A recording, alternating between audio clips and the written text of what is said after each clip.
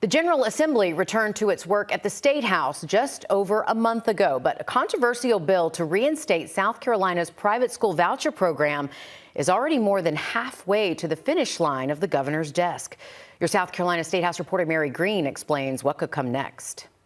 Senators passed this school voucher bill last month, moving it over to the House of Representatives, which held its first hearing on the legislation of this year Wednesday. As it stands now, the bill would give thousands of dollars a year in state money to up to 15,000 families below an income threshold to use on certain approved expenses, including private school tuition. Last year, the state Supreme Court found this type of spending of public dollars directly benefiting private schools violated South Carolina's Constitution. The Senate passed a bill this year that tries to get around that ruling by funding this program with lottery revenues. But House Republicans aren't on board with that idea and instead have indicated they're considering paying for it with taxpayer money from the state's general fund, the same funding mechanism the court struck down. The lottery funding introduces a novel concept, and in the world of law, that opens up an entirely different lawsuit scenario. In my mind,